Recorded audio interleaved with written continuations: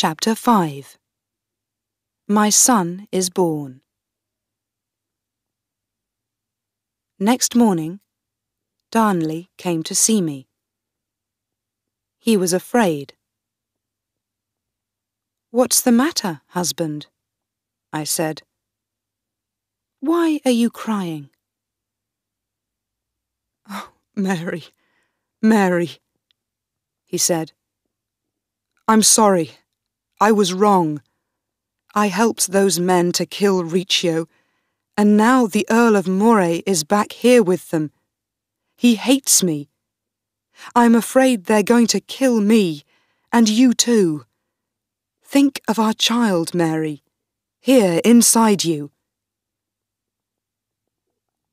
He took me in his arms again. I was very angry. "I am sorry, James, that this man was your father. He was a stupid boy, not a man. He was tall and strong and beautiful, but he could never think like a man or a king." I said, "You know these men, Henry. What do they want?" They want our child, Mary. They don't want us. They're going to put you in prison. They don't want you to be queen. They want your child to be king or queen. I don't know what they want to do with me." "Perhaps they want you to be king too, without me," I said quietly. "Then you can do what they say, like a little boy." "Perhaps, Mary. They said that yesterday. But now that Moray's here, I don't know. I'm afraid. Please help me." He began to cry again. "What can we do?"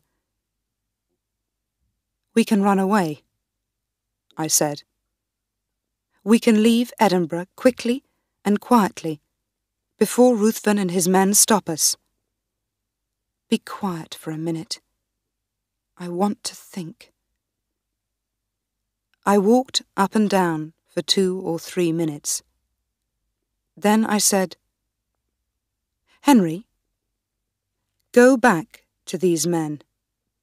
Tell them—" "No, Mary, please. I can't. I'm afraid of them." "Listen to me, Henry, and try to be a man.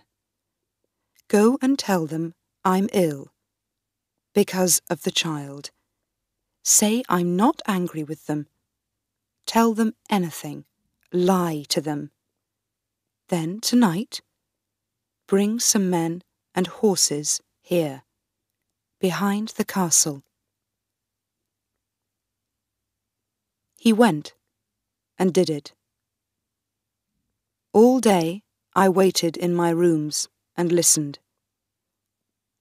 Then, at 1 o'clock in the morning, Darnley and I went quietly down the stairs behind the castle.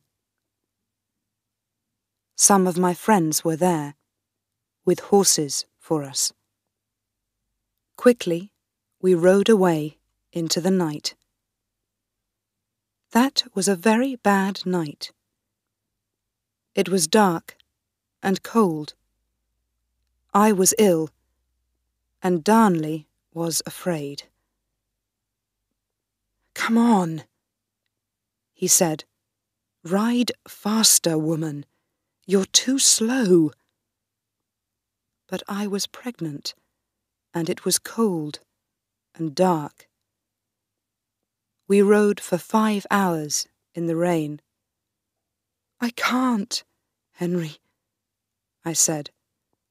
"I'm ill. Think of the baby. I don't want it to die." "Why not?" he said. "We can always make another one." I'm sorry, but it is true. Your father said things like that, James. Then he rode away in front of me, into the dark. I rode slowly behind, with my good woman, Bess Curl.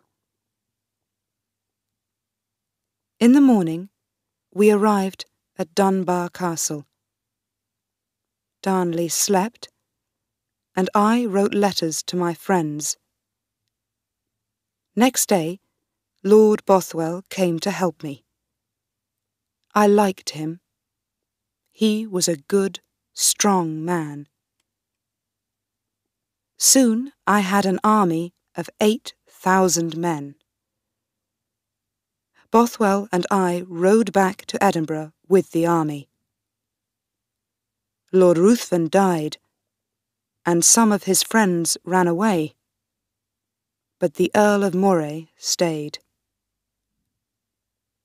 All that summer I ruled the country and waited for the baby. My husband stayed outside my rooms. I did not want to see him. No one did. Perhaps he drank with his friends. I don't know. And then, on the 19th of June, in a small room in Edinburgh Castle, my baby was born. It took a long time, but at last you were in my arms. James, my son. I asked your father to come in. My Lord Henry, I said, this is our baby. Look at him, my lord. Take him in your arms. He is your son. Isn't he beautiful? But your father did not love me, James. Very often, after you were born, he slept with other women. I know that because he talked to everyone about it. I think he wanted people to know. And I am sorry, but I do not think he loved you, James. When I took you to church and gave you your name, he did not come. He wasn't interested. But because of him, David Riccio was dead. I could never forget that. Never.